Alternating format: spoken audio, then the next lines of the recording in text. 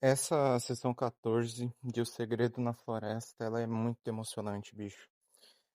Eu já sabia o que eu iria encontrar reassistindo ela, ah, mas ainda assim me baqueou, assim. Eu me surpreendi que eu não chorei reassistindo essa sessão, mas eu tô bem tocado ainda, eu tô bem triste com toda a situação. Então, hoje, no review da 14ª sessão de O Segredo na Floresta, eu vou comentar a respeito dessa sessão, então já vai avisos de spoiler, tá?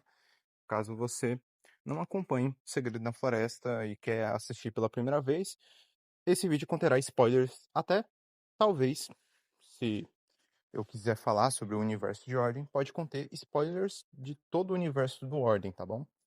Então, aviso dado. Vamos para review. Bem, vamos lá. A gente tem muita documentação nessa sessão 14. O início dela, até a metade da sessão 14, é eles descobrindo muita coisa. É muita coisa mesmo, assim. É desde as fitas da Eva Van Gloss, descobrimos que a Ingrid Volkmann, ou seja, a mãe da Agatha, ela foi o primeiro experimento, a primeira cobaia para o Santo Berço, que ela acabou enlouquecendo ao ter o símbolo é, cravado nela, que esse experimento deu errado pra caralho.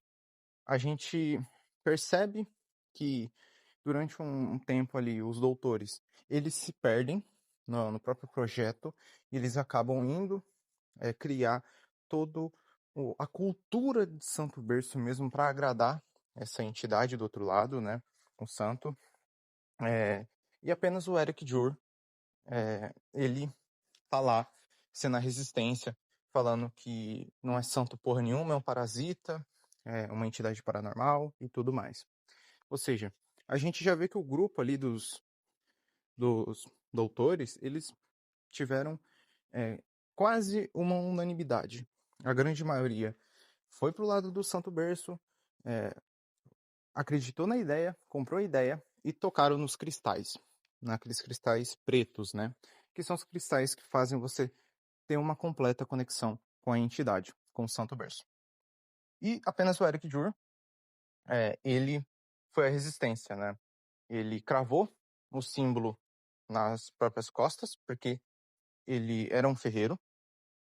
E se você já está entendendo o que eu estou falando, você já pegou a referência. Caso você não entendeu, o Eric Jur era o velho louco, tá bom? Na realidade, a gente fica entre Eric Jur e outro doutor ali, eu acho que é o Dr. Mickey, o Walter, alguma coisa assim. É um desses três aí que fica, mas eu acredito que é o Eric, né? Ah, e assim, cara, é muita coisa envolvendo a pesquisa deles, até mesmo essa viagem da Eva Van Gloss, essa expedição que ela fez lá em outro continente, na puta que pariu, tá ligado? Lá na Europa e tal. Eles estudaram muita coisa e não sei o que. Tem muita revelação. Como eu disse mais cedo, tem as fitas, né? As fitas em que a própria Eva gravou, né? Que a Calera faz a interpretação da Eva Van Gloss. E é muito bem feito, inclusive. Uma interpretação muito boa. Gostei bastante. E, mano, assim, é muito plot, bicho. Eu tinha esquecido quanto que é overdose de lore, mano. A gente descobre muita coisa mesmo. Mas, assim, pra mim, essa parte ela me chama mais atenção porque a gente vê aquele papel que mostra a conexão a desconjuração é mencionada, né? E aí a gente vê um papel onde tem o símbolo da primeira temporada, aquele símbolo lá da primeira temporada que teve todo o envolvimento da Agatha, Gabriel e toda a escola Nostradamus. E a gente tem um símbolo de Santo Berço. E parece que forma cada símbolo está numa extremidade. Então, o símbolo do caso da escola Nostradamus está na parte inferior esquerda da imagem e no meio à esquerda do símbolo, do papel, está o símbolo de Santo Berço. É tipo um pentagrama que está se formando. É um símbolo, ou um ritual. Não sei que porra é essa. O Cellbit frisa ali para os jogadores que eles sentem um frio na espinha ao repararem isso. Então a coisa é bem séria. E eles descobrem coisas muito assim. Por exemplo, esses símbolos, né, esses santo berços, eles têm capacidade de tornar uma terra que não é fértil em terra fértil. Simplesmente porque é uma entidade do outro lado que está mudando tudo. A gente descobre também que os mananciais, eles são realmente energia potencial. A energia potencial, né, barra vital dos mananciais é sugada para fortalecer o santo berço, para ele devorar tudo em volta. A realidade, os mananciais e os próprios habitantes de Santo Berço também têm essa função de alimentar o próprio santo. Óbvio que não igual o manancial, mas ainda assim contribui. E aí a gente começa a discussão, que aí é a parte mais emotiva, que é a parte que me deixou bem mal, assim, sabe, com tudo, que é toda a discussão que eles têm a respeito de quem vai cravar o símbolo nas costas. Porque eles entendem, em certo momento ali, nas investigações, dentro daquele bunker que foi aberto com aquela chave preta encontrado, inclusive com um velho louco, bom frisar isso, né? O antigo ferreiro. Eles encontram maquetes muito bem feitas. Tem uma maquete, um protótipo do Santo Berço, muito bem feito.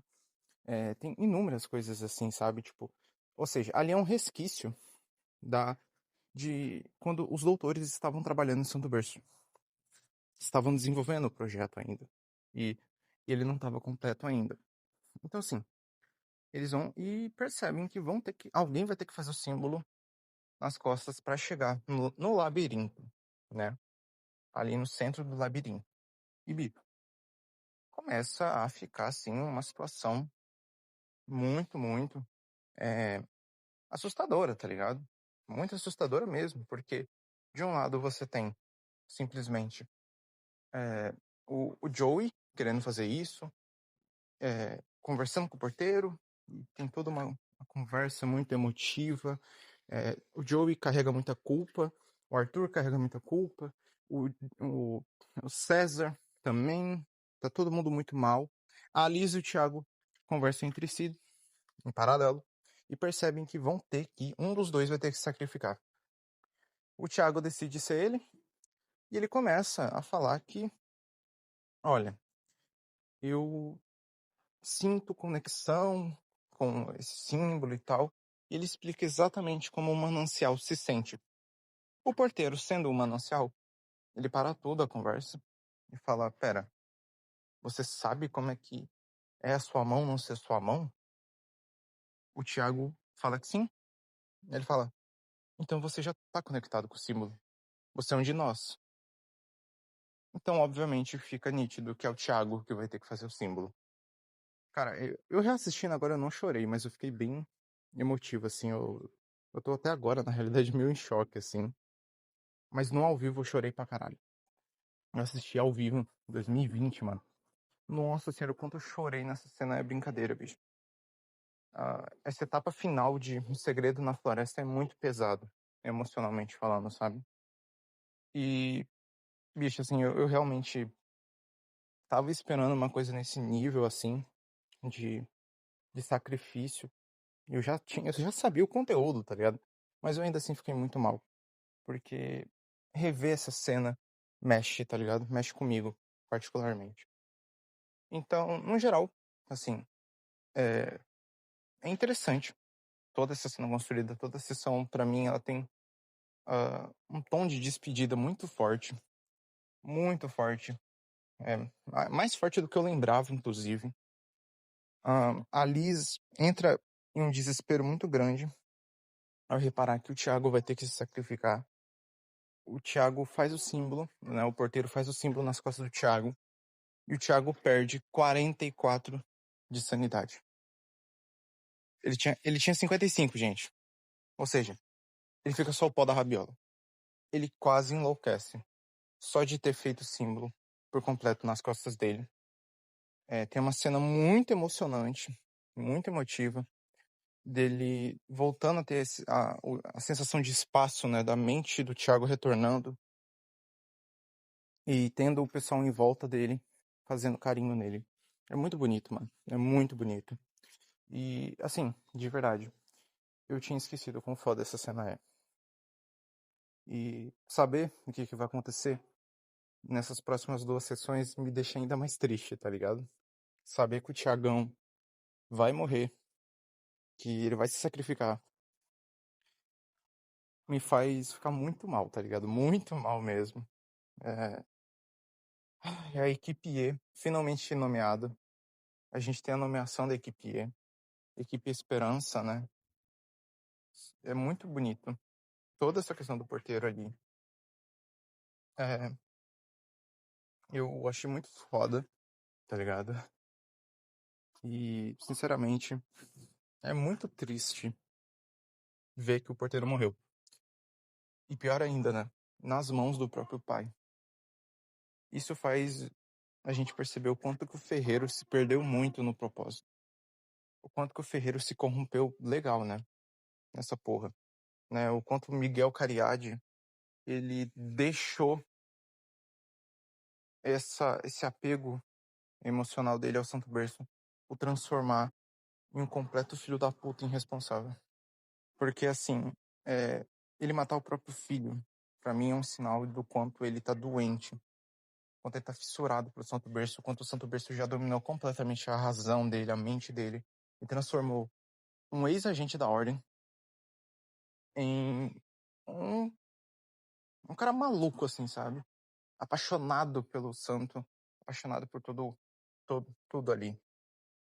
E essa etapa final, ela é bem emocionante, assim, né? Diz muito sobre cada personagem. Sinceramente, eu já tava esperando ficar meio baqueado com essa sessão, mas eu consegui ficar mais do que eu tava esperando. E, no geral, a sessão é muito boa, ela só tem uma carga emocional muito pesada, tá ligado? Eu acho que, pra quem gostou da equipe, né? Igual eu gosto muito de todos ali, eu amo todos ali os personagens. Essa sessão tem um peso ainda mais forte, porque ela realmente tem esse tom de despedida. O Thiago tá fazendo sacrifício, e aí eles vão. E agora voltando, né, retornando os acontecimentos da sessão, o Thiagão vai guiando eles pelo labirinto, e depois de muitos minutos, mais de 10 minutos andando no labirinto, com o Thiago, ele sente o símbolo, por exemplo, o lado esquerdo do símbolo vai meio que piscando assim, e ele sente tipo uma vibração vinda do símbolo. Então ele vira para a esquerda no labirinto. Basicamente o próprio desenho do símbolo enorme nas costas do Thiago guiou ele e toda a rapaziada junta para para caverna, né? E inclusive é a mesma caverna que tanto a Aninha quanto a Lourdete enxergaram e desenharam, tá? Tá aí uma curiosidade. E infelizmente durante esse tempo eles escutam a morte do porteiro. O povo de Santo Berço começa a gritar, a falar coisas altas, a fazer barulhos. Eles não entendem o que acontece, mas obviamente é a morte do porteiro. Isso é certeza, que lembre-se, porteiro é o manancial, e assim como o irmão dele que foi morto pela equipe anteriormente lá para ajudar a fazendeira, lembra que a Jennifer foi golpeada na cabeça, né, a vaquinha? Então, a gente vê novamente o Santo Berço demonstrando raiva ao ter um manancial morto. Só que dessa vez eles estão dentro do labirinto, de onde aquela névoa extremamente espessa, extremamente forte, que eles, inclusive, o Selbit narra, que eles nem sequer enxergam uns aos outros, eles só sentem que estão... Pra quem não lembra, né, o Thiago está guiando todo mundo, só que tá todo mundo de mãos dadas dentro do labirinto, para não se perderem. Pra você ver o nível da espessura da, da névoa.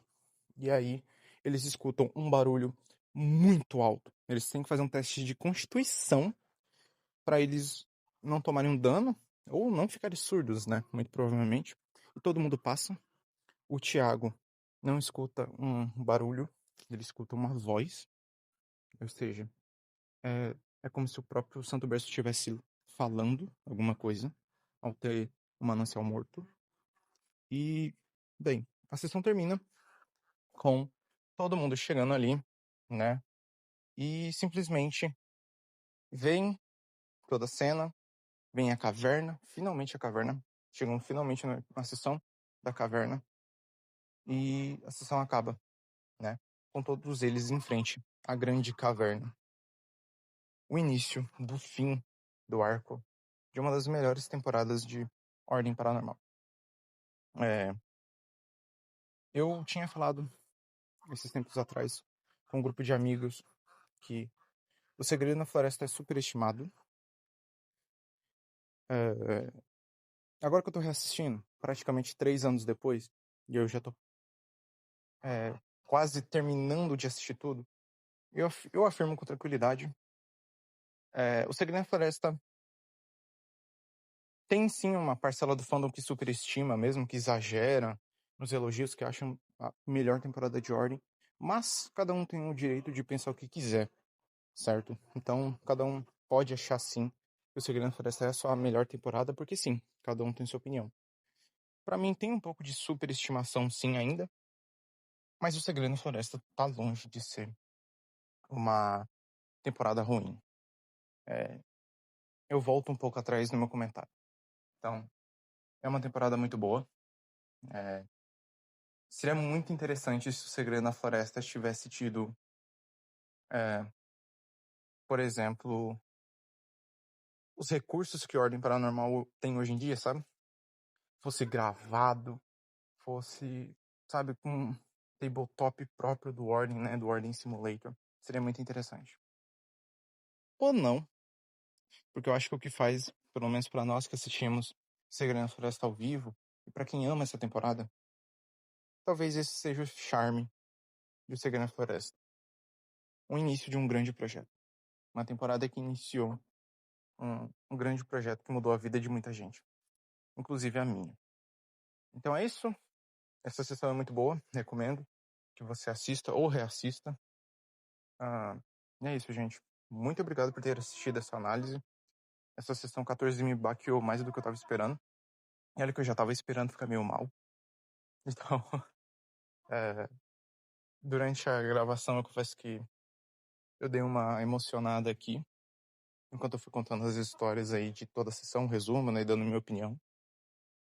Mas é isso. Muito obrigado por ter assistido o vídeo até aqui. Até amanhã. Valeu. Falou.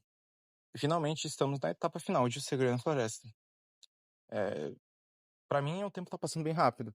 Embora eu não esteja assistindo uma sessão todo dia, eu tô dando mais tempo, tá ligado? Mais espaço pra eu ter mais tempo pra respirar pra cada sessão. Mas ainda assim eu sinto que tá passando o tempo tá passando rápido pra caralho, né? Então é isso. Sessão 14 comentada. Espero que tenha gostado dessa review. Como você reparou, ela foi um pouquinho mais longa do que o padrão, porque eu tinha muita coisa pra comentar. É uma sessão que me deixou muito pensativo, muito emocionado. E é isso. Muito obrigado, valeu, falou e até amanhã.